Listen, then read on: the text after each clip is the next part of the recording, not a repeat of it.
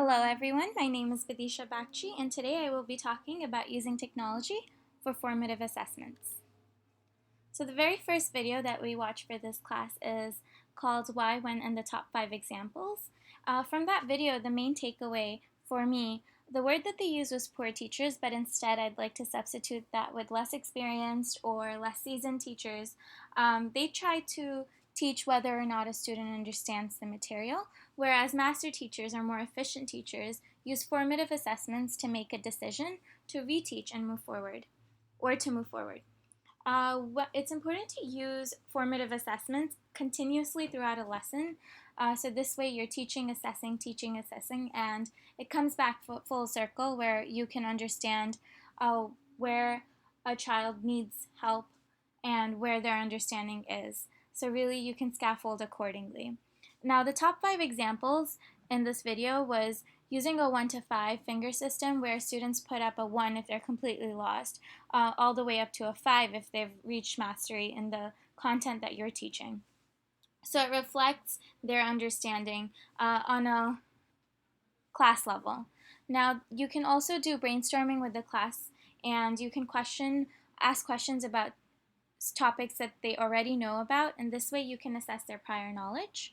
An exit ticket is also one way to assess understanding, or a formative assessment tool, which you should give them about 2 to 3 minutes, not too long and not too short of time. And it's when students are given a small slip of paper and with a question that relates to the content of the lesson, and it's to be answered separately. So the objective is to assess the overall understanding of a student, or a specific even question that you want to see if they understood. A think, pair, share is when you ask a question, give appropriate wait time, pair a student with a classmate, and then ask them to share out loud either what their classmate said or what they have to share. And the very last one of the 5 is using individual whiteboards, where you hand out whiteboards to your students and you ask a question, then you go around and check student understanding individually, and if they're not able to answer correctly, then you can work through the steps with them individually, or you can gauge how many students did and didn't understand and then do a reteach as needed. The next video that I watched was on Teaching Channel, which is a website that I was not familiar with before this, but it's interesting to learn about all of these resources available to us. And it's called Using Tech Tools for Formative Assessment, and in it there's a teacher who's a math teacher, and he talks about using formative assessment as a tool for engaging, but using technology really as the most efficient way to gather data, because it allows him to take a whole class, collect data as a whole versus individually, and versus collecting paperwork as well. So this specific teacher uses clickers.com, but along with that, he's developed an app of his own, which I thought was really, really neat, for lack of better words here. He developed an app where you can use it on an iPhone or an Android, and it records the type of student responses. The students are able to email him, access a school calendar, access any updates, and he also gives them access to Remind 101, which is he can send out reminders without them replying to the texts. And it really opens up possibilities of ways to improve teaching, or even just connect with students on a more personal but on a more effective level, where you can really reach out to them and they can reach out to you as well with their own questions.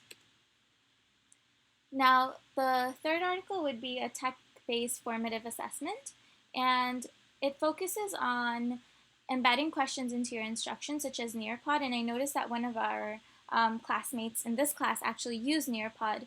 And the second would be to introduce screencasts to students so we can understand their thought process as they go along and really see where their mind is step by step, and kind of gauge their understanding as to what they did understand and where they lacked understanding.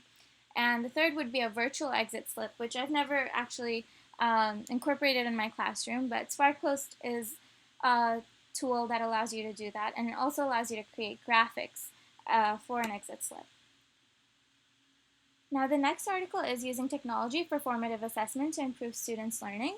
And it really defines formative assessment based on Popham's definition, which is a planned process in which assessment elicited evidence of student status is used by teachers to adjust their ongoing instructional procedure. And really, it's to adjust their current learning tactics or the teaching methodologies and also their learning and how they're absorbing the information. And it talks about formative assessment as a form of informing instruction. So whether it be through diagnostic tests or startup activities, exit activities, group discussions, or think and pair share, it really allows you to improve the way that you're creating a positive learning environment and promoting learning overall in the classroom. So in my very own pre-K classroom, since the students are quite little and they're just learning to use technology, I use technology by involving them in my formative assessment process. So to check for student understanding, I will ask them a question such as, do you think that tigers are yellow? If you think yes, tigers are yellow, pat your shoulders or tap your shoulders. And if you don't agree that tigers are yellow, then pat your heads. And I will have a student count, pick a volunteer to count, and then write on my iPad the number of students that either tapped their shoulders or patted their heads. And this way, they're a part of the formative assessment process.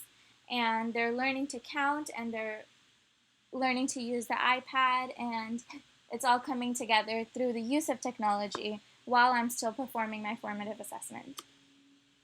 So my question here would be, as teachers, we always want to encourage active participation, especially for young children who are learning just to socialize. And while technology gives the quieter students a participation voice of their own in the classroom, do you think it takes away from building social skills and working as a team in the classroom? And where really is the balance between the two? Thank you so much for listening, and I'll see you at the discussion board.